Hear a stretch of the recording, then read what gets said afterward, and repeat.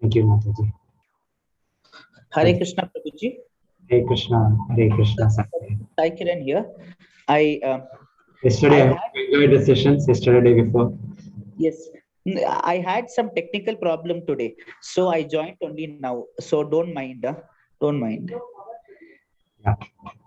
There is some technical problem, and currently there is no power at home. So I joined through the 4G in my phone. That's why. So, Prabhuji, Hare Krishna. Hare Krishna, Mataji. Yes, Mataji. I had a question in yesterday's quiz. It's a quick question. Can I ask now or after class? Okay, Mataji. Yesterday's chapter. Yeah. So one of the question was, what is the best of all the yoga? That is, the answer was Bhakti Yoga. And in the explanation, Yogi Namapi Sarvesha Madgatena Antaratma. So Krishna himself gives his opinion, the supreme authority that of all yoga systems, the one who always thinks of him in faith and devotion. Shraddhavan Bhajate Yoma. So that is referring to Bhakti Yoga. Okay. So in the explanation, there was other yogas along with Karma Yoga, Jnana Yoga. There's something called Raj Yoga and Hatha Yoga. Hatha Yoga. So what are those two, Prabhuji? Yoga is generally referred to this Dhyana Yoga. Different terminology. Dhyana Yoga, Ashtanga Yoga, Hatha Yoga, like that. More or less the method of physical exercise. Raja Yoga also, some people coined that word. So a kind of meditation. So where they follow Yama, Niyama. Mainly they follow Asana Pranayama, the sitting postures and breathing exercises. So there are so many versions of it like that. The original version is Ashtanga Yoga, Patanjali Ashtanga Yoga. And Krishna has talked about the Dhyana Yoga, the methodology of Ashtanga, 8 angas in that. So all those things were also, but in yoga, you finally connect us to the Lord. That is the goal. And Bhakti Yoga is the final means by which actually we connect. So everything becomes a step forward, starting from Karma Yoga, then progressing on to Jnana Yoga, then later to Dhyana Yoga. But finally, even the Dhyana Yogi, the Ashtanga Yogi, when he achieves perfection, he sees the Paramatma in the heart. No longer a thinking for him, it's a darshan. He can see. We can see ourselves as Atma and see the Lord within us, next to us as Paramatma. So then he will surrender. He will become his unalloyed devotee. So he becomes a bhakta after that. So that was how previously sages used to do that gradual process. Now we don't have so much time. So the direct process is recommended for us. So directly take to Bhakti Yoga by chanting his names. Hare Krishna, Krishna Krishna, Hare Hare, Hare Rama, Rama Rama, Hare Hare. Yes, Mataji. So so Prabhuji may come back. No, let us see. Not tomorrow. Tomorrow, I think another devotee, Janaki Mataji, they may be taking because they are traveling. And after that, hope Prabhuji will only take the sessions. That will be very nice. Okay, we'll start with today's session, 7th chapter. Om Ajnanatimirandhasya Gnananjanashalakaya Chakshurunmilitam Yena Tasmai Shri Gurave Namaha. Namo Vishnupadaya Krishna Prishtaya Bhutale Srimate Bhaktivedanta Swami Namine.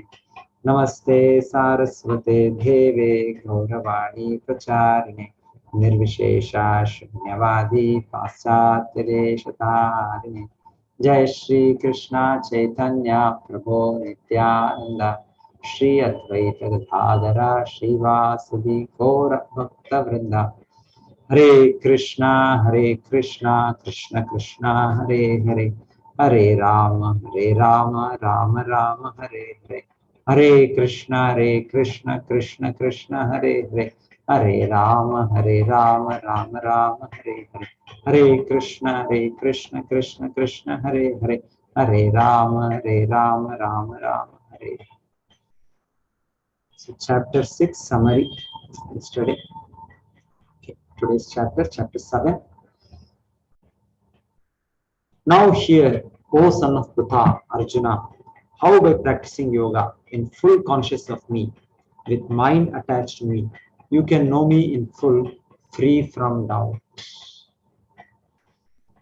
So, Having said that, Bhakti Yoga is the topmost yoga process.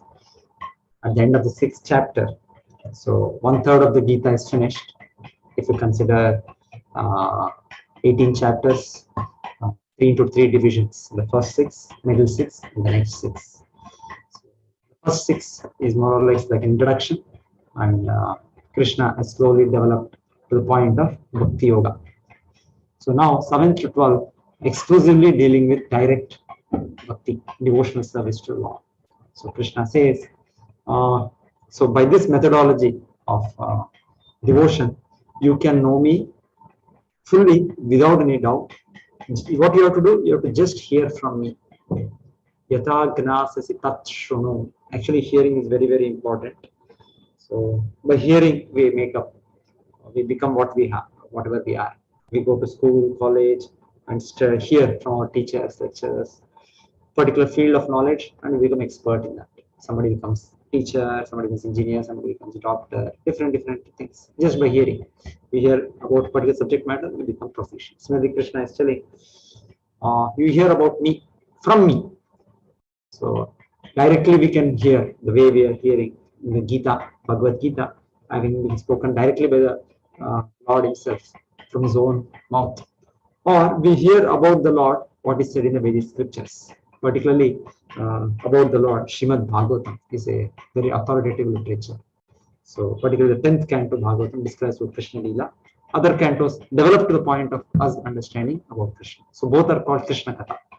The Bhagavad Gita and Srimad Bhagavatam, the topics concerning Krishna. So Krishna says, by this you will know everything about me, because Krishna has already established himself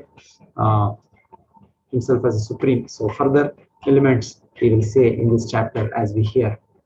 How is controlling the whole material cosmos? How is the cause for everything? So Krishna will explain these things. So Krishna says, you hear from me as I say. So then you understand everything without any doubt. Asamshayam samagram. Asamshayam means we are having doubts. Definitely we will have doubts in the beginning, the way we are being educated, in the way we have been exposed to a particular kind of thinking. Definitely, oh, what Krishna is saying, how will I accept? But as we go on hearing from the Lord himself, or as explained by his devotees, about great acharyas, about the Lord, slowly but surely, all the doubts will get pushed. So asamshaya. So there will be no samshaya. Yes. So hearing is very, very important. Hearing becomes a part and parcel of Bhakti Yoga. Shravanam, Kirtanam, Smaranam. The 9 elements of Bhakti. Shravanam is the first and one of the most important. Shravanam, Kirtanam, they're considered the most important.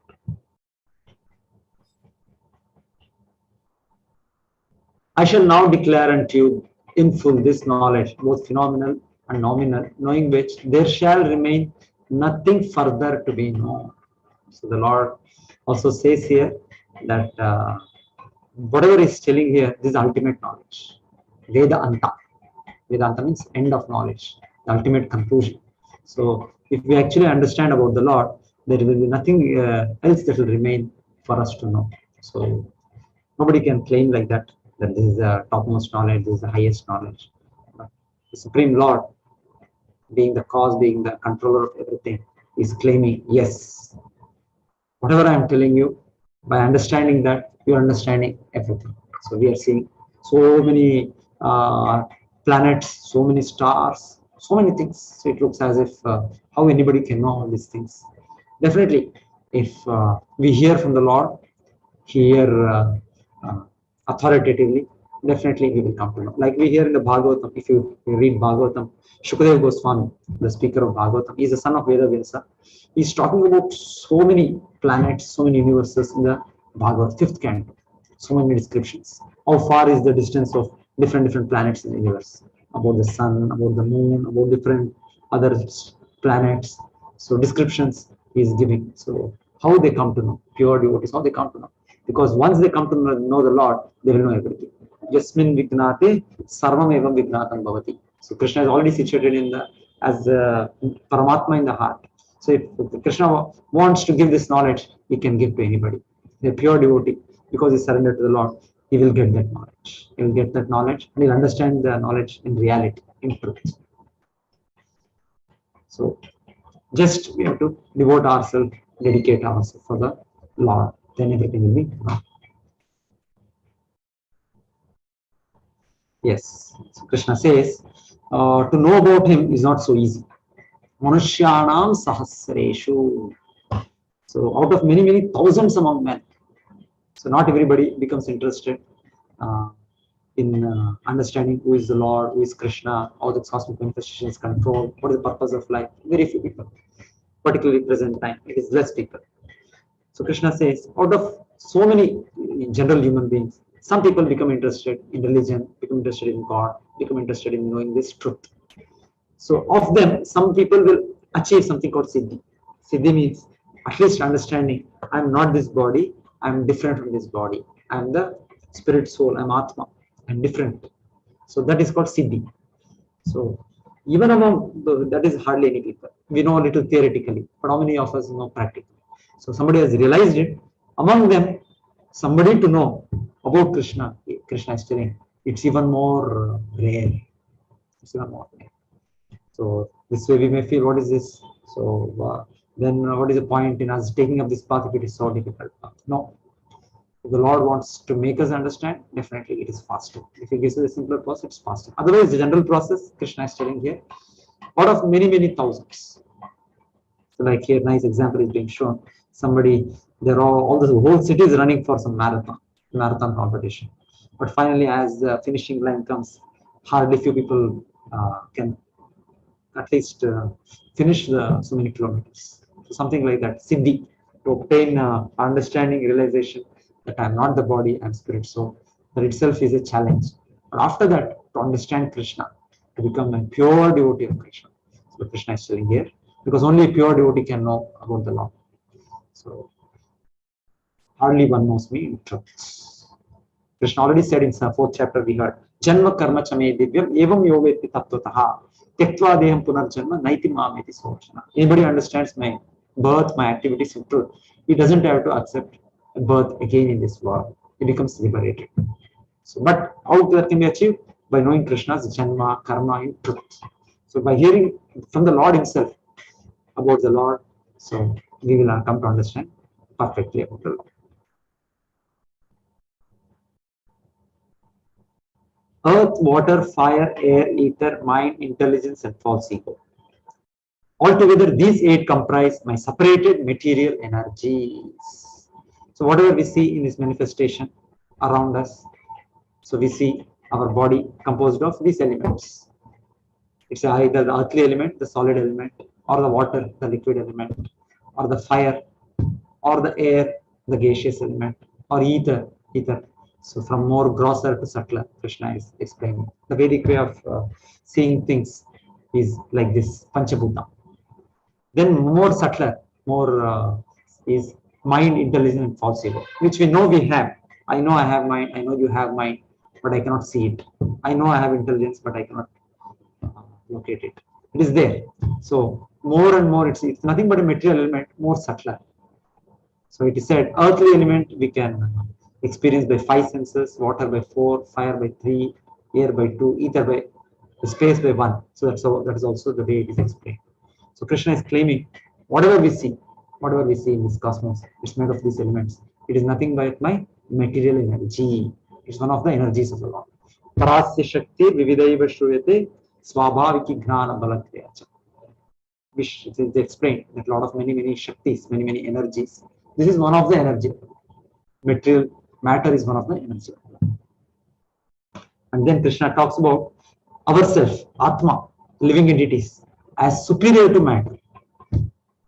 Besides this inferior nature, O mighty armed Arjuna, there is a superior energy of mind, which are all living entities who are struggling with material nature and are sustaining the universe. So we are called superior because we control this matter, we control this material energy. Just like this body is composed of material energy, matter. So because I am a living entity, I am trying to use this body for my own satisfaction. But the moment I, the soul, leave this body, then this material energy will not move, will not speak, will be useless. So it will be useful so long the operator, the spiritual energy, the energy of the Lord, the superior energy of the Lord is there. So that is Krishna is telling that is my superior energy. So all the living entities in as many species are there. See, we see here the elephants, wild animals, so many domestic animals, whatever what we can see, plants, any living entity we see.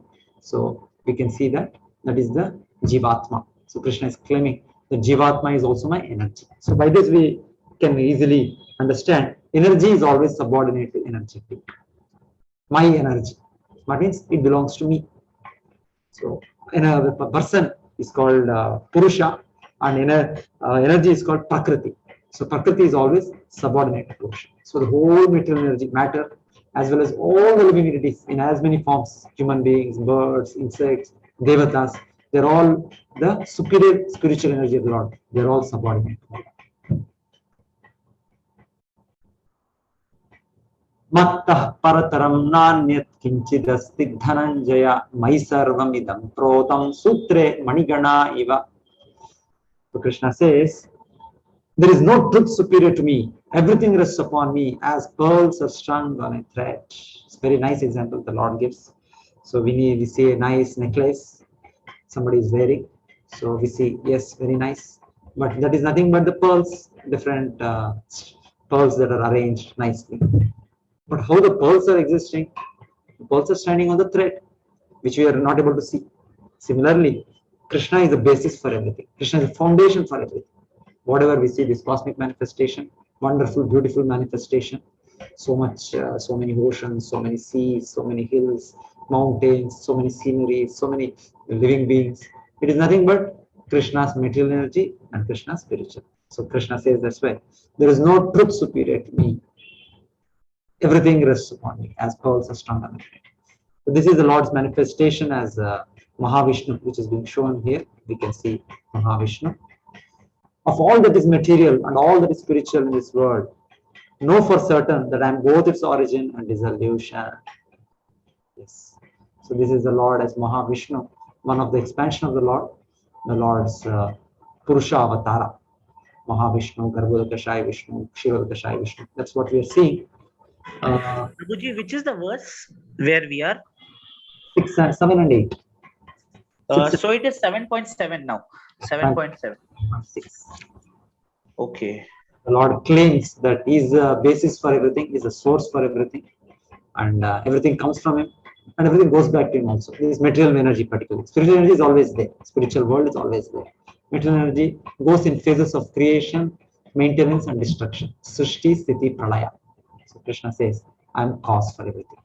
So Mahavishnu is a gigantic form of the Lord, by whose breathing, or first of all, by whose perspiration, sweating, there is this causal ocean. So in the causal ocean, the spiritual water coming out from the Lord's body, the spiritual energy. So not spiritual energy, anyway. So that water is also divine. Ganga actually comes from there. So anyway, when the Lord lies down in that and He breathes out millions and trillions of universes. Yasyaiva nishvasita kalamatavalambya jivanti loma vilaja jagadannatha Vishnu samahani ayasya kala vishesho govindamadi purusham tamam. Hare Krishna Prabhuji, current is back. So this Mahavishnu is the form of the Lord, whose breathing creates so many multi-universes. And we are in one such universe, of whose length and breadth we do not know. The science is telling it's so unlimited, so vast, perhaps it is expanding. Actually, there is a dimension. For the universe there is a dimension.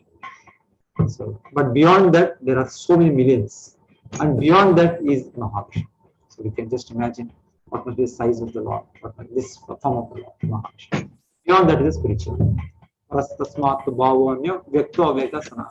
the spiritual existence, eternal existence, beyond this material existence.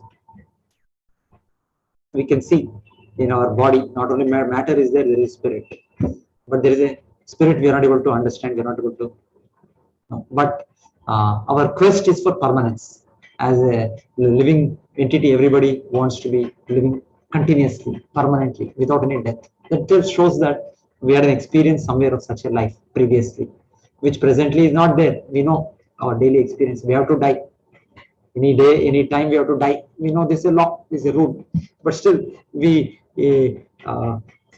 always strive for something to be permanent. Oh, let me have permanent house, let me have permanent uh, job.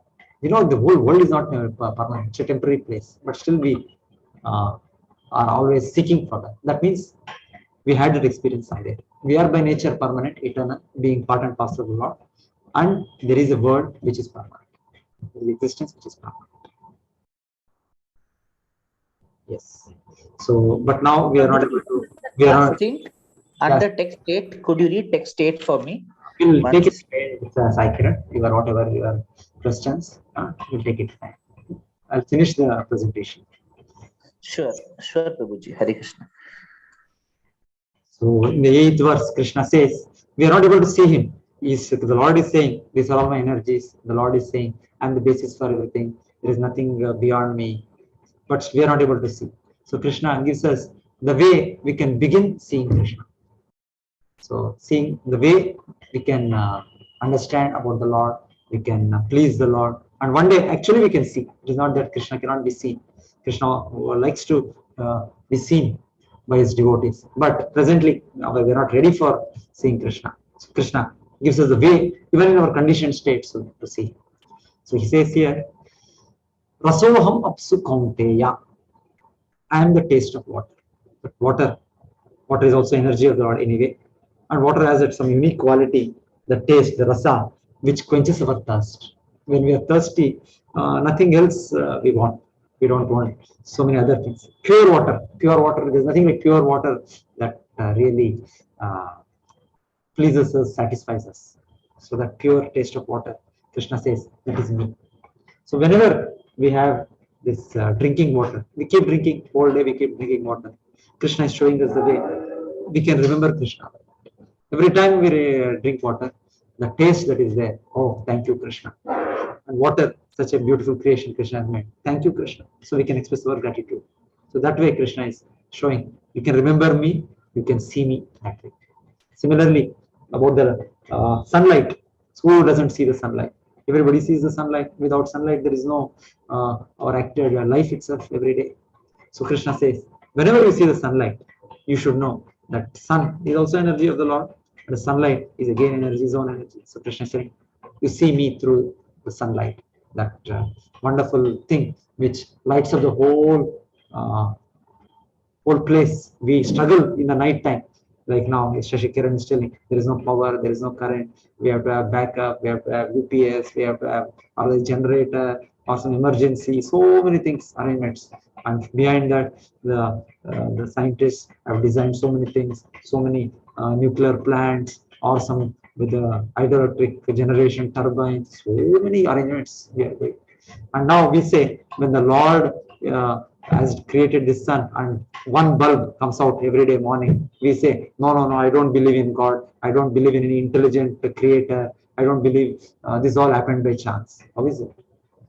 Even a small thing, we are struggling. And when something happens in nature, we say there is nobody who is doing it. There is no intelligence in this. Everything is by chance combination, by some explosion, by some big bang. This is not fair. So Krishna is telling, you see me like this. Whenever there is this sunshine, the light, so much benefit we are taking about this sunlight, this heat, light. This is know that is me, and you remember me like that. Prabhasmi Shashi Surya Yoho. In the night we need the moonlight. So moonlight is also very pleasing, very, very soothing. So Krishna is saying, that way we can cultivate our remembrance of the Lord. And we can see the Lord that way. We begin our seeing the Lord in this way. The more we remember, the more we become purified. Pranavaha Sarva Vedeshu. I am the Omkara. I am the Pranava, Om, in all the Vedic mantras. Because in the Vedic mantra, Om is the first thing. Om Namo Bhagavate Vasudevaya. Om Namo Narayanaya. So everything starts on Om. So Om is nothing but a impersonal sound representation of the Lord. The all-pervasive Lord is impersonal representation, sound representation. Is directly, we call him by the names Rama, Krishna, Narayana. This is directly the names of the Lord, addressed by his very intimate, pure devotees. These names. We don't find Yashoda Mai, Nanda Maharaj calling Krishna as Om, Om come here, Om sit here. That is not the way. They call him by very sweet names, Krishna, Rama. That is the names taken by the Lord's intimate. But otherwise, Om refers to Krishna. It is not something people also chant Omkara. They're used to Om, Om. But actually, that Om is nothing but the Lord Himself. They do not know whom they are actually calling. They are thinking it's some all-pervasive spirit, all-pervasive energy. So they think like that. Yes, that is nothing but Krishna's representation. That is what Krishna is saying here. Pranavaha sarva vedeshu. Shabda khe paurusham dushu. I am the ability in man. So everybody has some ability, some talent. So Krishna is saying, I am. That is also me. We see something, somebody having some talent, some musician or some scientist. That's actually the display of the Lord's energy, display of the Lord's kindness, Lord's mercy. So everything comes from the Lord. So this way, actually, we can see Lord every step of our life. And as we cultivate our remembrance of the Lord, we can see the Lord. So we have to see the way the Lord has given us the way to see. Yes, I am the taste of water, I am the light of sun and moon, I am the Omkara and all Vedic mantras, I am the sound in ether, I am the ability in man, I am fragrance of the earth, I am the heat of fire, I am the life of all that is living, Jivana. I am the penance of all ascetics, I am the original seed of all existences, I am the intelligence of the intelligent, I am the process of all powerful man, I am the strength of the strong, devoid of passion and desire. And not only that, Krishna says, even I am sex life. Dharma aviruddho kamo asmi.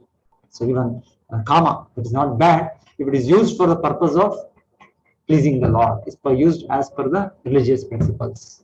To beget a child who will be trained up to become a devotee of the Lord. So if we do for that purpose, even engage in sex life, Krishna says, that is me, that is my representation. So nothing is bad, but for whose purpose, for what purpose we are doing, we have to understand. So the purpose is to please the Lord. The purpose is to develop our Krishna consciousness. So anything is done for that direction. That is wonderful. Yes. Dharma Prito Kamos, me. All states of being, be they goodness, passion, or ignorance, are manifested by my energy. I am in one sense everything, but I am independent. I am not under the modes of material nature. So the material nature, material energy, what we see, it is working under the three modes: Sattva-guna, Rajoguna, Tamoguna. So everybody in this material existence, all the devatas, all the living entities, are under the control of one of the modes of nature. So everything is moving by the direction of these three modes. Srishti, Sthiti. So whatever is happening, there is a material energy, the personification of which is Maya Devi, Durga, Parvati. So she is the chief, she is the Kali, she is a controller, boss. So she controls through the three modes. So nothing is independent. But Krishna is saying, but I am the creator of these modes, I am above that. I am not under the modes of this material nature. Deluded by the three modes, goodness, passion, difference, the whole world does not know me, who I am above the modes and inexhaustible. Just like that example is given, the sun is situated above the clouds. It looks as if for us who are below the clouds, the sun is covered by the clouds. So what is this? We say, oh, clouds is covered. It's a cloudy day. There is no sun, and clouds have covered the sun. Can clouds cover the sun? Anybody can understand? Clouds do not cover the sun. It is because we are limited, and clouds is bigger than us. It covers us from our ability to see the sun. Sun is always above the clouds. Sun can never be covered. If we go few kilometers or few hundred kilometers, we can see sun is shining brightly without any clouds. Because we are covered with the clouds, it looks to us as if the sun is covered up. The sun has become closed. No, sun is never closed. Similarly, Krishna, being the creator of this material energy, being the creator of this Maya, the Maya is like a cloud which is clouding our consciousness. We are also bound up in this material life, identifying ourselves to this body and bodily extensions. I'm such and such person, such person nationality, such and such person, I'm a profession. Different ways we have our identities, all wrong identities based on the body. So this is the Maya cloud which is covering us. For Krishna, there is no cloud like that. Krishna is always above. He is in his pure spiritual identity. as a supreme personality, Purushottam, is in pure identity. The modes cannot cover it. Even when he comes to this world, he appears to be acting like a human being, appears to be taking birth, appears to be doing so many activities of this world. He doesn't become clouded by this mind. Krishna is beyond, is always in his spiritual identity. So that is how the Lord's unique position, his situation is. He's a controller, he's a master of material energy, and we are controlled by the material energy. We are today servant of the material energy. So Krishna says, Daiviyesha gunamayi mama maya duratteya mahamevaye prapadyante maya metam tarantite. So we are undergoing a great struggle for existence. All the scientists, all the leaders, everybody is trying to get over the stringent laws of material nature. So many things come up, so many diseases come, so many unwanted things come. So we want to solve it for good, but it is not possible. The more forcefully the material energy comes, so much of pollution. We try to invent something, manufacture something, then there is something pollution, air pollution, water pollution, and something else, some virus is created. Material energy we are trying to control, we are trying to dominate, we are trying to use for our benefit, but material energy forces more stringent laws. So we cannot go over this. Finally, there is this disease and death. Finished. Our spot life is finished. So nobody can get over this control of material energy. It's law. It's a working under the plan of the Lord, under the action of the Lord. It's very, very powerful. It's very, very powerful. But Krishna says here, anybody who surrenders to him alone can cross beyond. So that is the only way. There is no other way. There is no other way to get over the control, the Sattva-guna, Rajo-guna, Tamo-guna, the lower natures which hold us. There is no way. Maximum, by determination, it is said we can definitely come to Sattva-guna. But Sattva-guna is also a bondage. We will hear about that in 13th chapter. One can only cross over it by surrendering to Krishna. So just like a criminal in the jail, only if he says, yes, I will abide by the laws of the government, will he be released. If he still is continuing to say, what is this government? I don't care for the government. Hell with the government. I am independent. Okay, you remain, you continue to be, they will take care. In the jail, the government takes care of all the criminals also. They will give them food, they will give them clothing, they will give them, but you continue to be in the prison house. Similarly, that is our existence today, presently. We are all under the laws of material nature, the three modes of material nature.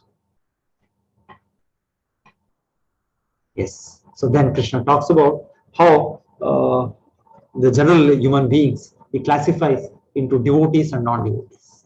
And in the devotees, Krishna says 4 kinds of devotees. And among non-devotees, also Krishna says 4 kinds of non-devotees. Originally, everybody is a devotee in the spiritual world.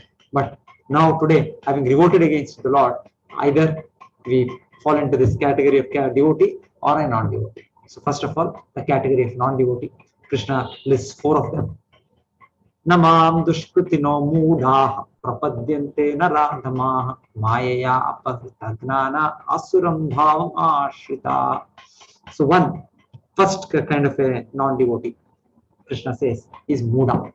Mudha means a typical example of mudha we can see here, ass. So ass is a donkey and beast of burden. So it is said it is very, very poor in its intellect. It doesn't have much intelligence. Sometimes it is said, like see here, such a huge weight it is carrying. Such a huge. And sometimes also it is said the washerman sits just at the back of the donkey, and he keeps a few grains of grass in front. Then donkey thinks as if, oh, it is just in front of me, 1 feet further. I walk 1 step, I'll get the grass. So it is said that's how the donkey is thinking is. That's why it is said such a foolish animal. It is said. So why this is said? Because presently, or we are made to believe many times the way society runs. It is made to believe unless we work very, very, very, very hard, we cannot continue our existence. Definitely, we have to work. Everybody has to work. Nothing will come free. Nobody is a guest here, honored guest. No, but not that itself becomes our life. So that is why Krishna says, when somebody asks, oh, why don't you chant Krishna's names? Oh, I don't have any time. Oh, why don't you read Bhagavad Gita daily? I don't have any time. So when people say that, No, we should not say that. There's no time. So much time, 24 hours is there. Krishna has given so much time, so we have to only balance our time. So it is said, and Krishna is anyway maintaining the whole universe. Who is maintaining the elephants in Africa? It is said they eat so many 100 kilo or something like that per time. We eat something 500 gram, 300 gram, or 1 kilo. We may eat depending on our bodily capacity. But there are living entities, the whales. So who is maintaining them? Who is giving them the food? Who is having all that? Krishna maintains. Krishna being the father of everybody, he maintains the whole cosmos. So we don't have to worry too much into our existence. So we should do our duty. That's it. So that's why it is said Muda. Muda means a foolish person who thinks that working hard, that is his life. So many times we hear, sometimes even people who get through big exams. So some of them, many of them, oh, because I worked 20 hours, so I became a success. But also somebody else, some other successful person in that competitive exam, he says, I just studied for 3 hours, I got it. But somebody who has struggled 15, 20 hours, he thinks that is the way he got it. No, it is not like that. It's not that. We do our duty. Then, the result is not in our hands.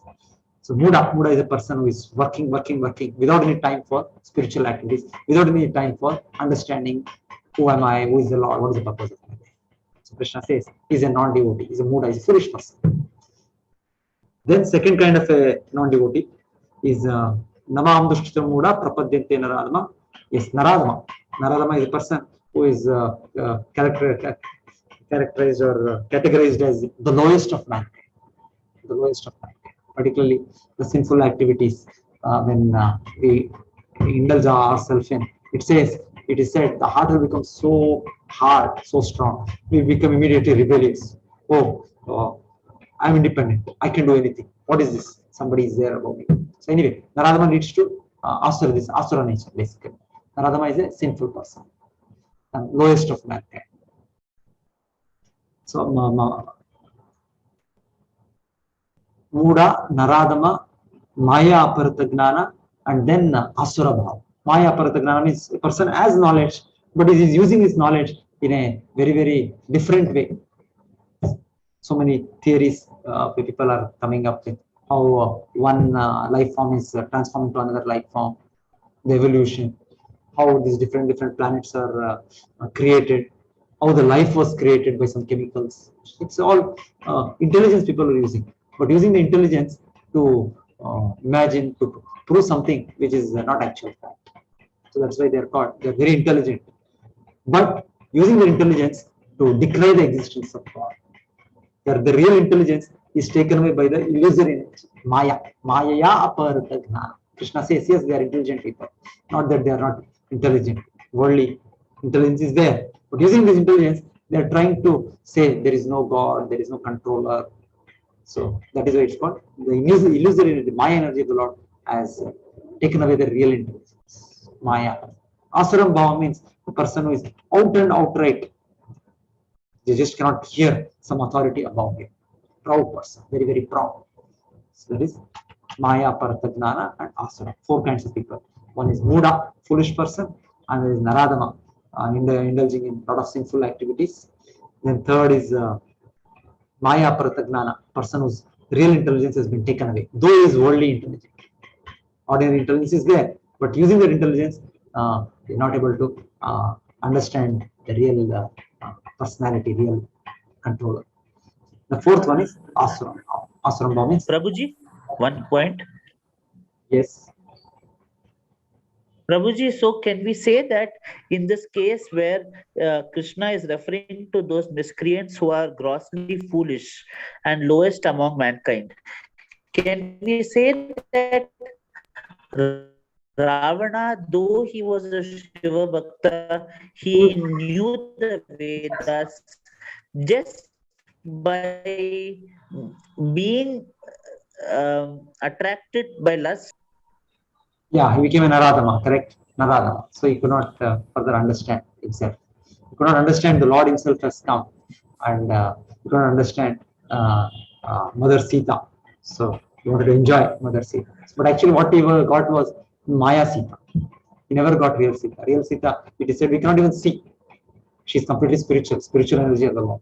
We cannot even see. What he actually saw was a material form of the Sita. Yes, and that was what he brought to Lanka. And even he could not even enjoy the imitation Sita. He could never enjoy. And Agni Pariksha, it is said the material form of the Sita, it was burned, and the real Sita came. Even material form of Sita, she never agreed to be subordinate. Anyway, yes, yes. So one way devotees also say very nicely that it's all the tendencies were with us. So for us also to become a devotee, we should get over all these tendencies. The tendencies of being Naradama, tendency of being Mura, tendency of Maya. This is all part of our tendencies, even in our present life. Even though we are trying to be devotees, we all have these tendencies. So we should get over these tendencies. That's also they explain. But here, just straightforward Krishna is telling. There are the non-devotee class of people. You can fit them into this form. Either you can fit them into a Muda, or you can fit them into a Naradama, or you can fit them into a Maya Paradagnana, or a Asura. Or sometimes both the natures will be there. Then Krishna talks about devotees who takes his shelter, who try to worship the Lord, who try to please the Lord. Chaturvida bhajante mam jana sukrutino arjuna artho jitnasuratatir granicha bharitashava. So 4 kinds. One is we all have experience. So when we are in difficulty, we approach the Lord. So as a student, whenever exams used to come, I used to pray to the Lord, my Lord, kindly protect me, kindly save me. So like in a difficulty that is called artho. And artharthi is where somebody is very poor, he doesn't have money, definitely. So he feels how I can improve my situation. So if he is pious, it is said, he will ask for the Lord. If it is impious, he will believe in himself. Oh, I have to ask for the Lord. Let me myself try. So and he will work more hard. Or he will. Okay, Krishna doesn't say don't work very hard, but we should know that everything finally is controlled. So a person who is pious, that's why Krishna says, is a pious man. Chaturvida bhajantam sukrutino arjuna. Krishna uses the word sukruti and dushkruti. Unless he is little pious, unless some punya is there, he will not get this even understanding, this feeling, yes, the Lord is there, the superior authority is there, the loving Supreme Father is there, even not even able to understand. That's why any person who approaches the Lord immediately says, he is sukruti, he is having some purva punya, he is having some pious credit. That makes him approach me. Because Lord is all pure. Unless somebody is little at least having some piety, he cannot approach. So one is the Artha, who is in difficulty. Another is Artharthi, he wants some money, he wants some economic improvement. The third is a person who is inquisitive. He's seeing the things around him. Oh, why all these things are like this? What is the cause for all these things? Is Jignasu. So being inquisitive, he will start inquiring and he will come to the Lord. Then a person, after thorough deliberation, conclusive understanding, yes, there must be controller, and the controller cannot be some impersonal energy, something without any form, without any intelligence, without any this one. He must be a Purusha, it must be spiritual personality. So that is when a person is called a Gnani, an intelligent person. So Krishna says these 4 kinds of pious people come to me. 4 kinds of non-pious, impious, and 4 kinds of pious. And of all these kinds of pious people, a person who comes in knowledge, Krishna says, he is better. Because the person who comes with some intention for solving his material problems or for some money is wanting something from the Lord. But a Grani is not wanting anything. That's why Krishna says, he is better. So here we have this nice picture. Shashi Kiran, you want to say what are all these, where you can fit all these pictures, all these characters into which category? Basically here all the devotees are shown. I'm not able to see Prabhuji. Could you just, I am only able to see the participants. I don't know. I'm not able to see. No problem. Somebody can see, they can make an attempt. So we have all these devotees here. So where we can fit them?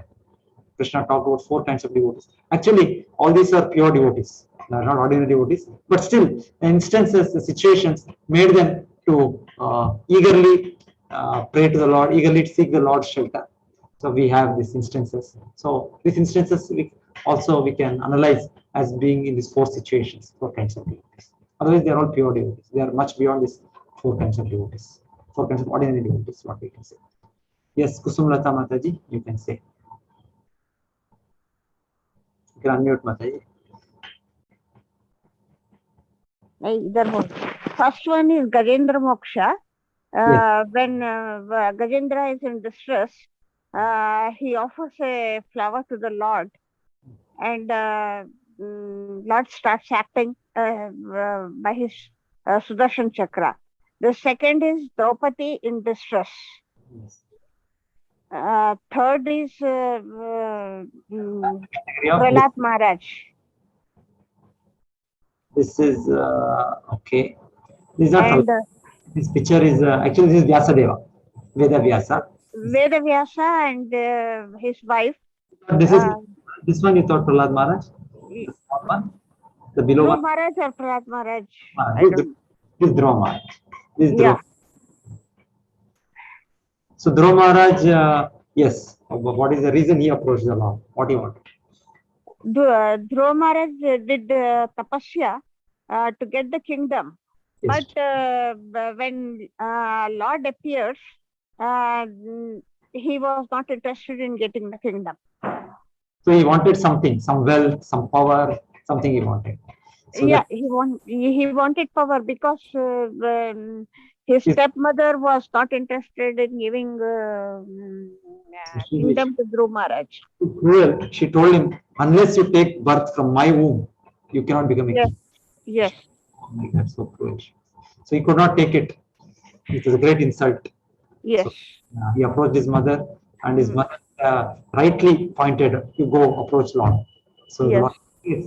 the Lord, the Lord can give you the affection of millions of mothers. Definitely, affection of a mother is very nice. Every child needs it, and we all should be grateful for that. But his own mother says, Dhruva Maharaj's mother, the affection by Krishna, it is equal to or more than affection of millions of mothers. That's actually what the affection of God. So you approach him. So she is the first guru. She's the actual guru who directed it.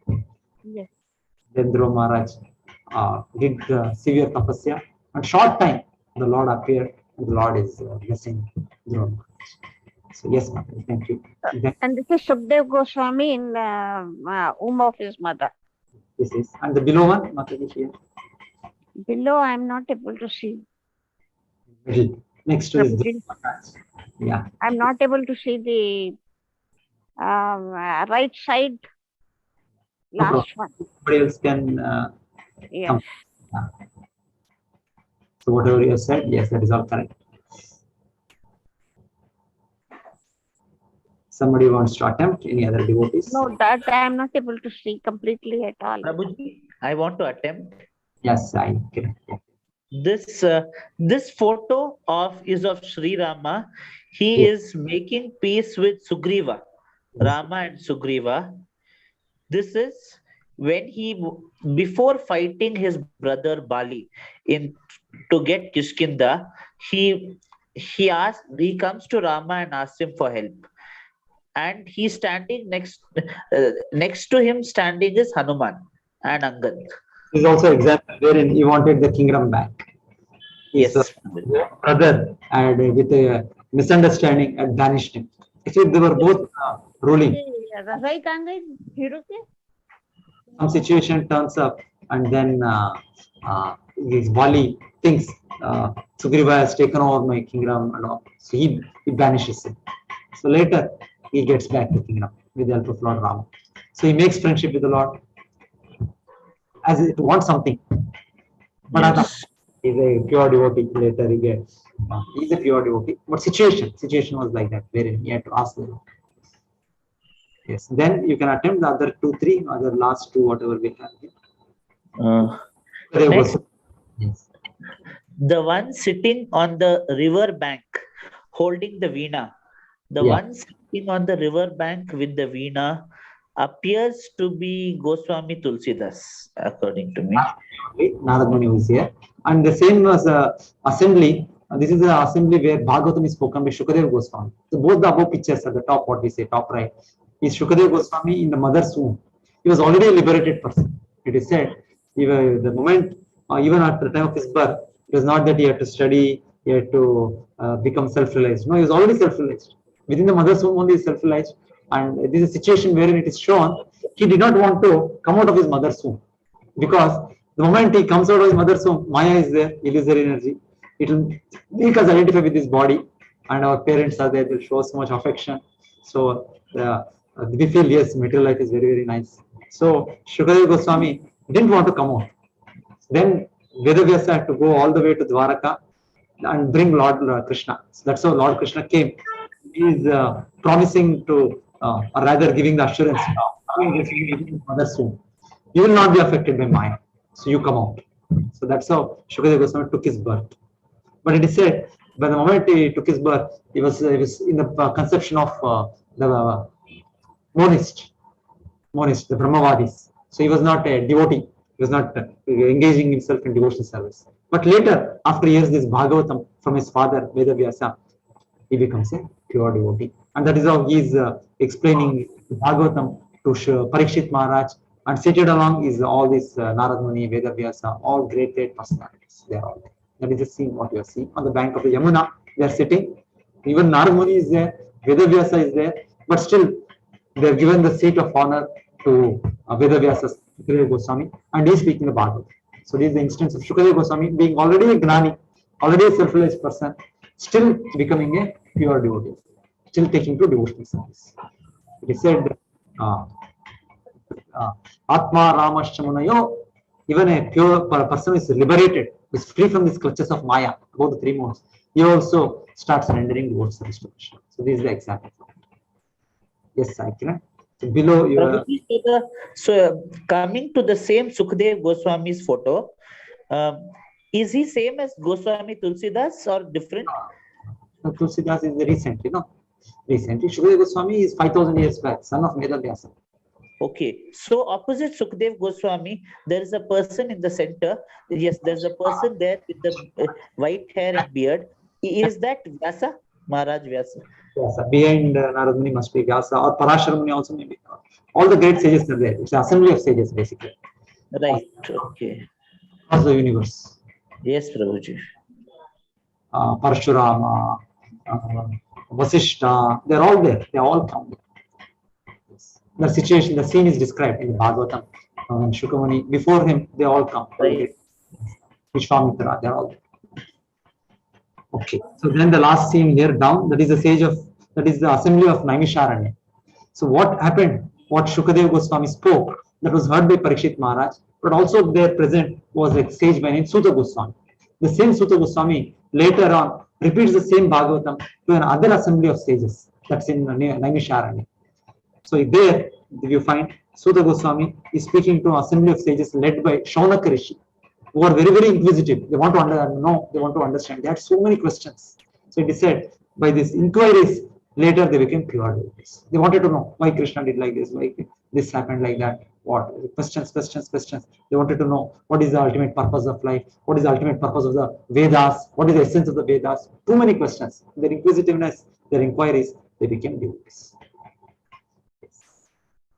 So that's how we saw the 4 varieties of devotees and 4 varieties of non-devotees. Of these, the wise who is in full knowledge, in union with me through pure devotional service, is the best. For I am very dear to him and he is very dear to me.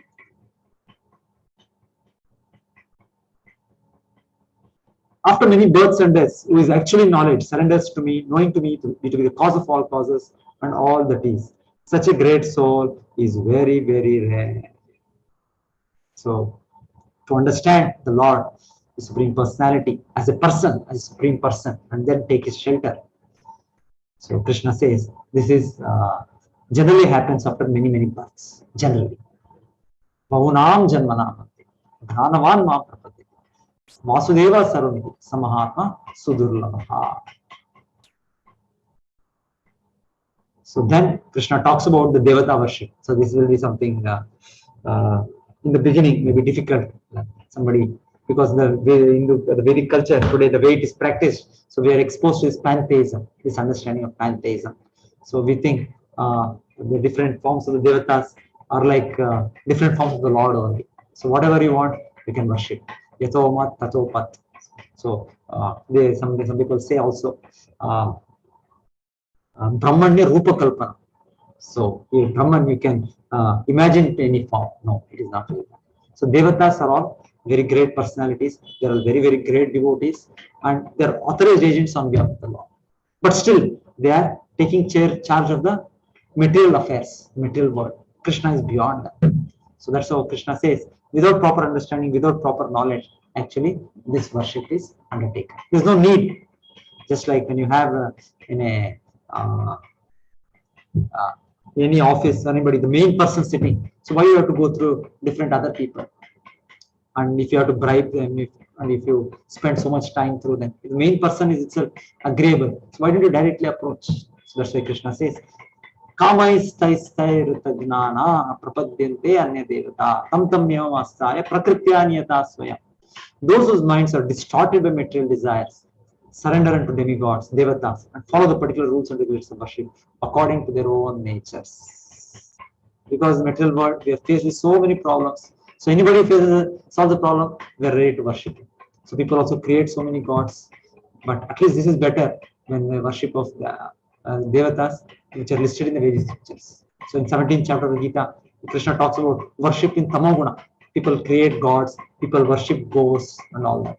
Anyway, but this is where worshipping even the devatas, Krishna is telling it is not done in intelligence, full intelligence. Krishna ye bhaje se bada chatura. It is said, who worships Krishna is a truly intelligent person. He understands things as they are. Because why Krishna is telling like this? Because when we approach a devata, when we worship a devata, we need a kind of faith. Without faith, without shraddha, nobody can worship. Where from we are getting the shraddha? So Krishna being the cause for everything, even the shraddha, even that faith what we get, that is given by Krishna. When we worship Ganesha, when we worship Lord Shiva, when we worship Devi, that faith that is given by Krishna. So Krishna says, I'm in everyone's heart as a super soul. As soon as one desires to worship the devatas, I make his faith steady so that he can devote himself to some particular deity. So that's how we start our worship of a particular devata. We do so many pujas. And then, endowed with such a faith, he seeks favor of a particular devata and obtains his desires. But in actuality, these benefits are bestowed by me alone. So now when we worship the devata, the information given to the devata that we are worshipping him, worshipping them, that is also communicated by Krishna seated within their heart. And they seek permission of Krishna and then they give us. So finally, Krishna is involved in the whole thing. That's why Krishna says, men of small intelligence worship the devatas and their fruits are limited and temporary. Those who worship the devatas go to the planet of the devatas, but my devotees ultimately reach my supreme goal. So effort is same. Somebody is worshipping the puja, worshipping the devatas. The same thing if you could have done it to Krishna, one can reach the supreme law, supreme abode, supreme existence, never to return back to this material world. That's why Krishna says it is not done out of proper understanding, not done out of intelligence. It is less intelligence without proper understanding.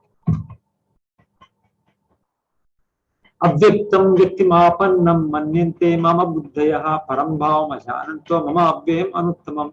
And some other people are there who think the Lord is formless. So it's as if we imagine some form and worship. For them, even the worship of the devata is imagination. No, devatas are real personalities. Just like you and me, we are real personalities. Similarly, devatas are authorized personalities, very powerful personalities. They're all great devotees of the Lord who have been posted to that position. But not only that, people imagine finally everything is impersonal, everything is nirakar, nirguna. They think like that. So Krishna says here, if somebody is having such an opinion, it is due to less intelligence. Not only less intelligence, Krishna says here, no intelligence. Unintelligent men who know me not think that I have assumed the form of personality. No. So they think originally the Lord is impersonal. Later he becomes a person to exhibit his pastimes as an incarnation. No. Due to their small knowledge, they do not know my higher nature, which is changeless and supreme. So Krishna has already explained his personality in the 4th chapter, the spiritual form, spiritual existence. I am never manifested as foolish and unintelligent. For them, I am covered by my eternal creative potency, Yoga Maya, and so the deluded world knows me not, who I am unborn and infallible. So, just like the sunshine, the brilliant sunshine, the sun cannot be seen. Though the sun is the cause of the sunshine, it looks as if there is no sun and the sunshine is everything. Something like that. It is said, actually, the Lord's Brahma Jyoti. Brahma Jyoti is nothing but the bodily effulgence of Krishna. Even when the Krishna appears many times as Vishnu to the Devatas, it is said they cannot see him. And then the Lord covers that dazzling effulgence. Then they can actually see the Lord. So there is something called Yoga Maya, which is covering the Lord, is spiritual energy. And externally, we are being covered by Mahamaya. So we have to first of all come over the Mahamaya, the three modes. Then Krishna has to remove his Yoga Maya. Then only we can see Krishna. Otherwise, we cannot see Krishna. We can, by our efforts, maybe remove little of Mahamaya. But Yoga Maya, it is by the Lord's own sweet will that we can see his original form. Oh Arjuna, as the Supreme Personality of Godhead, I know everything that has happened in the past, all that is happening in the present, all things that are yet to come. I also know of all the living entities, but me, no one knows. Yes, that is the Lord. He knows everything. Vedaham samatita. Persons who have acted piously in previous lives and in this life, sinful reactions are completely eradicated and are freed from the duality of delusion, engage themselves in my service with determination. So the question will come, then how it is possible for us? Are we so much pious? Have we done so many austerities? Have we eradicated a sinful life? So otherwise, where is the possibility for our understanding? It looks like that. It looks like very, very difficult, because to get a clear understanding, to get a clear, firm faith on the Lord, definitely one has to acquire this pious activities. But Krishna says, you surrender unto me, I will take care. So that way, actually, the process of devotional service, the bhakti, wherein even though we are imperfect, we are having so many imperfections, still by the process of taking on the Lord's word and applying ourselves to take shelter of the Lord, the Lord will give us the necessary strength, sufficient piety, whatever is required.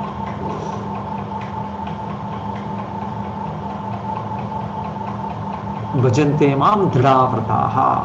So the firm faith, the firm determination, engaging oneself in the Lord's service. That actually happens when we become free from all sinful activities. That's why we also voluntarily have to practice controlling our mind, controlling our senses.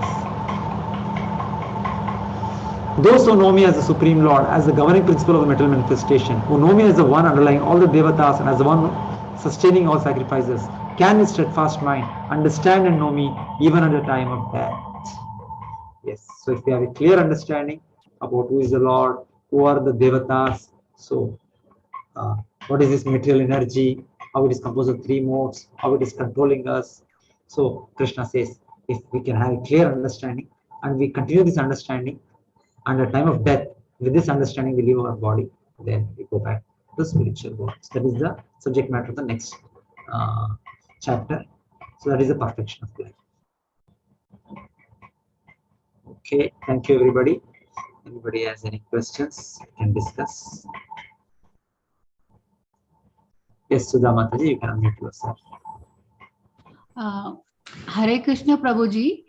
I have one question. I'm just not clear about this. In the 8th verse, where Krishna is saying that I am the sound in ether. I did not understand the sound in ether part. Ether means actually space, or what we say in Sanskrit is come. So this element, ethereal element, is we say earthly element. Earthly element we can see anything. Water element we see, fire we see, air also we are able to see. But the science talks about something called vacuum. Previously they used to say vacuum. Something is there between different planets, interspace, space. They used to think it's no element. No, it is not atoms, it is not molecules. They are not able to figure out what it is. But now they are talking about something called dark energy. It's empty space. And they are some element, but they don't have a clear understanding what it is. The Vedic understanding is it's also another subtle material element. It's also material energy of the life. what we can experience by our senses, by our scientific methodology. Earth, water, fire, air element. The space, ether, it's not the ether, what we say in the chemistry, ether. It's not that ether. It is the space, that element, which is also there. This is also there not only between the planets, it is also there everywhere. So that And- we only experience by the sound transmission. Okay. In earthly element, it is said we can see it, we can hear the sound travels, we can feel it, the heat, the warmth, then we can taste it, we can smell it. So different senses what we have: earth, our eyes, our ears, our nose, our tongue, our skin. This is why we perceive objects around us. The earthly element allows all five sense perceptions. The water element, pure water, allows four perceptions. There is no smell in pure water. Only when it gets mixed up with something, there is the smell part in water. Otherwise, water has no smell. Then the fire element, one more property goes away, the tasting. Anything hot, you cannot make out the taste. It is very hot, and burnt, it burns, something burns.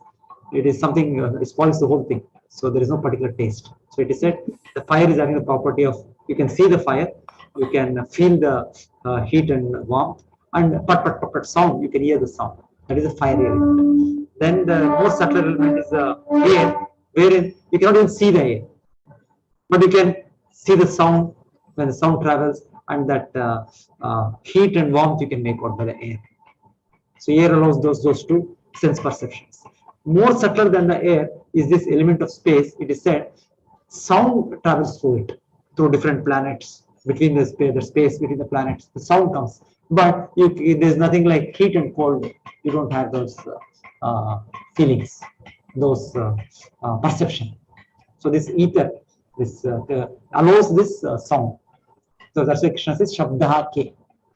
In that, the sound is the only thing by which you can experience the object called space element or K. Come. Krishna talked about the five mental energy. Bhumi, Apo, Analo, Vayu, come. This is come. Shabda K means the K or come. That is the space element which has which we can make out by the sound. Otherwise, there is no way we can experience it. Thank you, Prabhuji. So that Shabda K. Yes.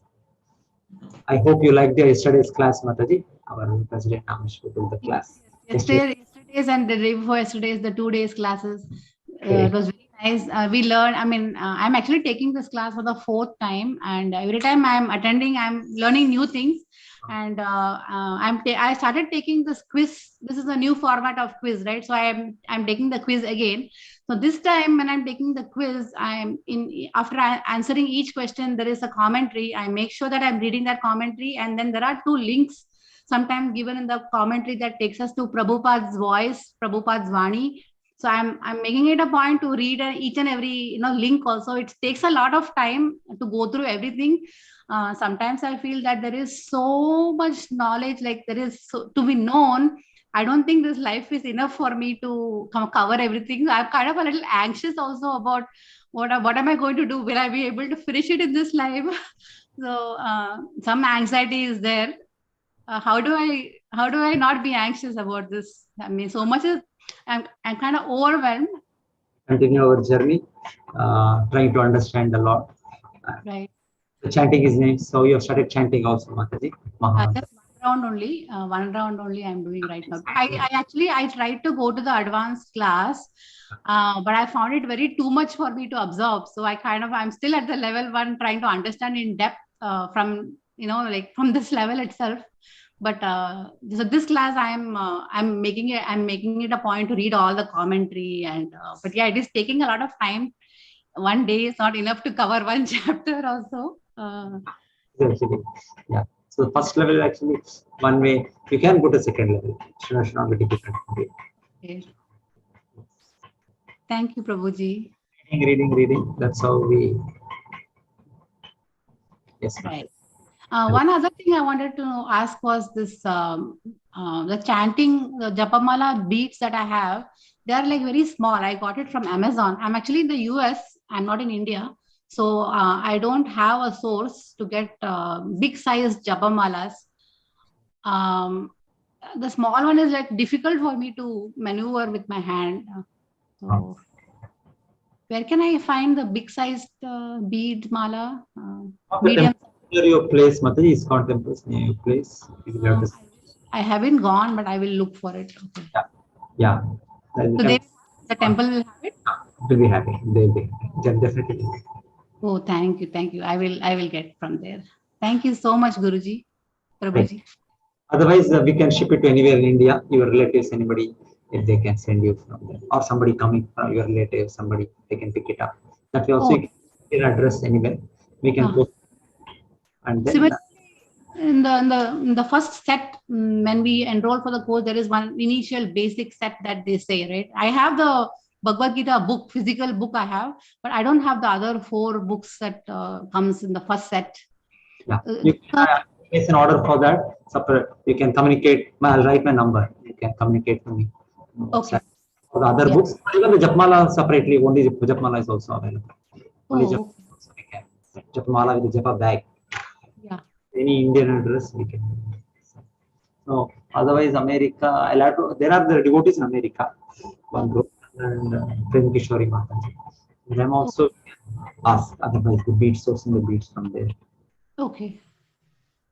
Anyway, I'll write my number, Mata. You can communicate to me. So Thank you so much. I'll write it down. Yeah, that's the thing here. Since it is daytime now, my son's class will start. The school will start. It is like online virtual school right now because of COVID. Generally the class starts at 9 o'clock over here, but God's grace, Lord Krishna's grace is that the class became 10 o'clock. So I get 1.5 hours to attend this class. And I feel like God is making it happen, when we put our will in there, God, when we surrender to God and He makes it happen, it looks like. Thank you so much for your help. I will contact you also if I need anything. Thank you so much, Prabhuji.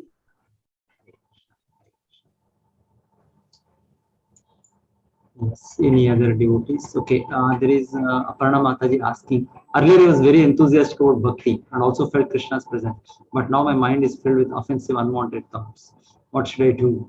So you should continue chanting, Mataji. So chanting is the way.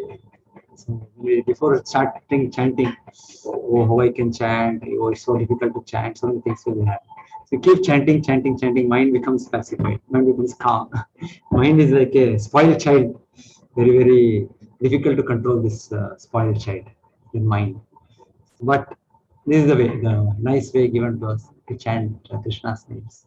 So this spoiled child becomes controlled.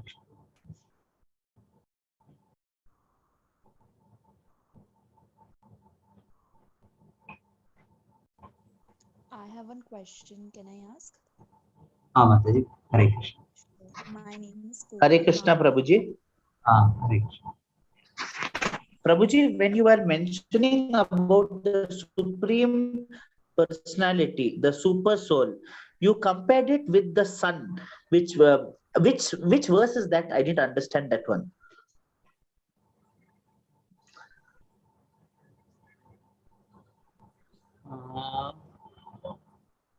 Supreme personality, sun. I think 24 or 25, you were saying that just like how the sun spreads its radiance everywhere, similarly I am there everywhere. Yes, he was mentioning. Yes. Yes, sir. Yes, Prabhuji. Despite his presence in every living entity, his presence beyond the material sky, as supreme personality of Godhead, the less intelligent cannot recognize him. So that he is like the sun and Maya is like the cloud. This is the thing. We were discussing that. Yes, sir. Yes. This verse. We were discussing about how the Lord is above the modes. And taking the analogy. 26 years. Sometime. Yes, yes, Prabhuji. That one. I'm never manifest foolish and intelligent. For them, I'm covered by my eternal creative potency. And so the deluded world knows me not, I am unborn. What I was trying to explain is just like sunshine, and it is too much bright. We cannot see the sun, the details of the sun. The sunshine itself will, the brilliance, our eyes are not able to take it. The sun almost looks invisible, bright sunlight. So I was trying to say Krishna is the origin for everything, and what Krishna's bodily effulgence, the Brahma Jyoti, is nothing but Krishna's bodily effulgence. Brahmano hi pratishtaham.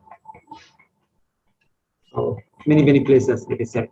In the Ishopanishad also it said, my Lord, remove your effulgence, then so that I can see you. Verse. So this like rest of the sunshine will cover the sun. We're not able to see the sun, something like that. This Yoga Maya, this Brahma Jyoti, which covers the Lord. We cannot see the Lord. So there is the internal potency of the Lord called Yoga Maya, and there is the external potency of the Lord Mahamaya. Mahamaya is also told to be one of the currents. Presently, that Sattva-guna, Rajoguna, Tamoguna, that is clouding our consciousness. So we cannot understand the Lord's existence. We seem to question whether the Lord is there, who is the Lord, where is the Lord, because we are under the Mahamaya, this external potency. And then if we cross beyond it also, there is this Brahma Jyoti, what we can say. Then there is the internal potency of the Lord. So that way it is said there are various coverings for the Lord. Various coverings means unless we please the Lord by our devotional activity, the internal potency, it will not allow us to access to it. Now, you can read the verse, the Sanskrit verse. Aham prakasha sarvasya yogamaya samapataha.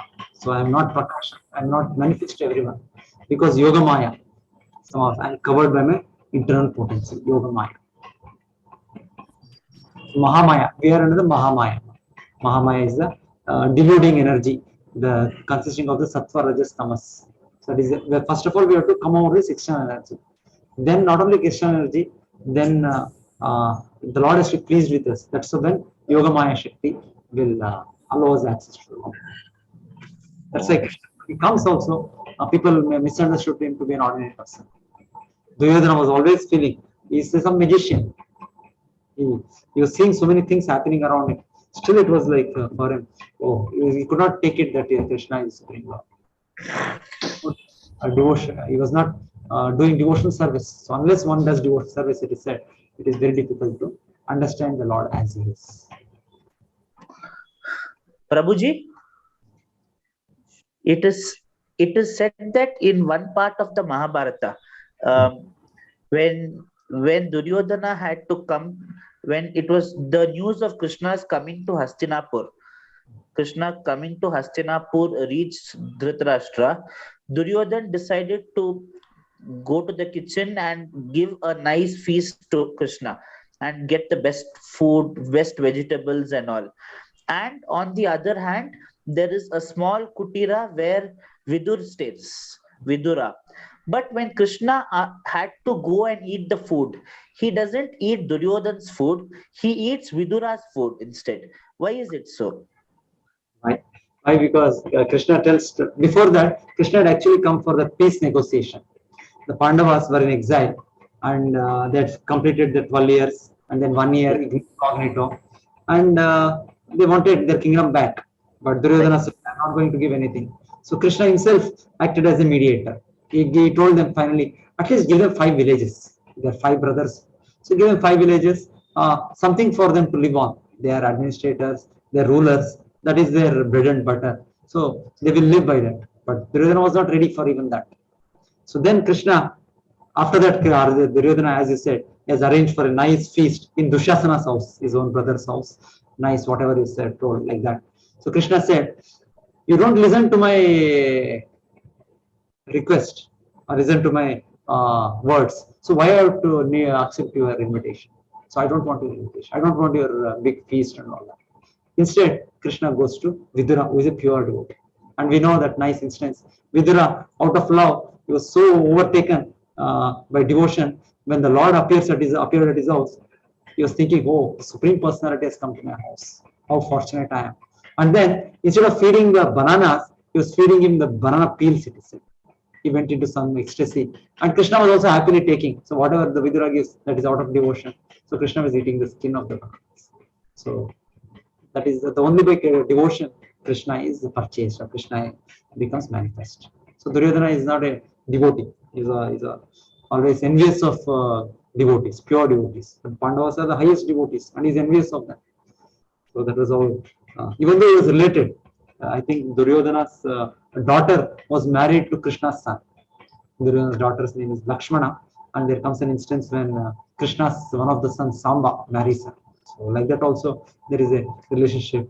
Both the families are related very closely. The Pandavas, the Kauravas, the whole Kuru Vamsha and the Yadavas. They are very close relatives.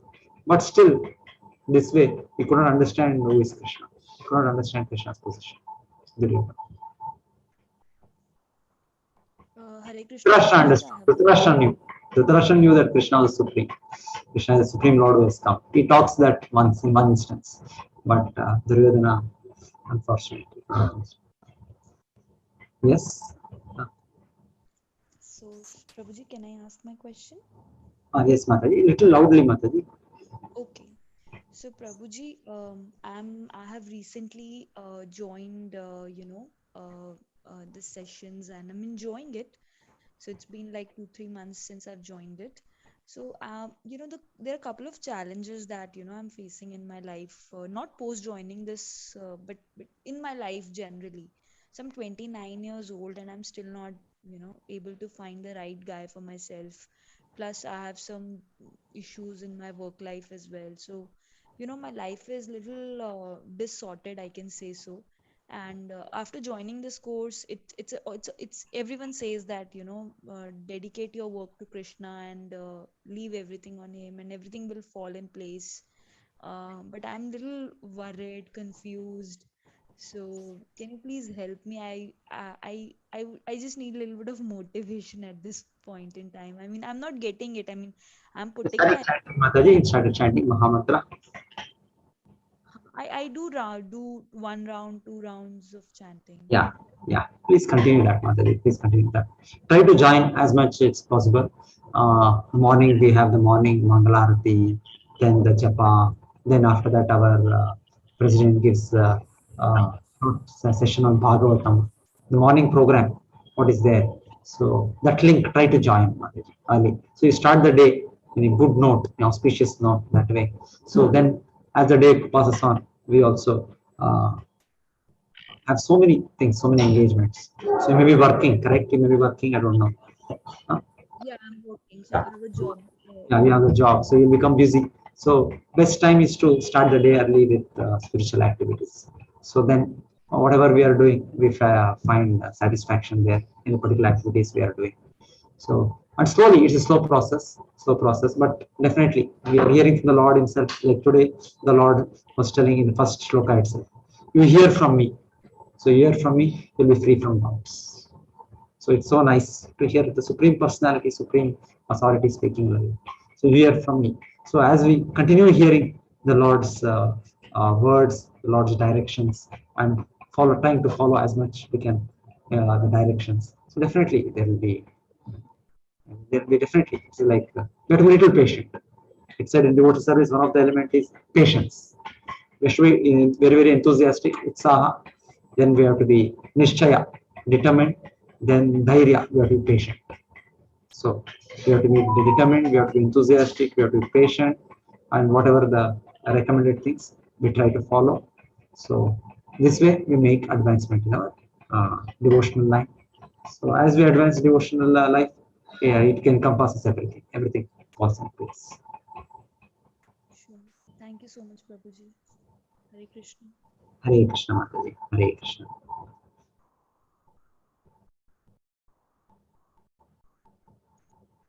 Okay, I think Sumlata Mataji, your hands is raised. It's okay. I think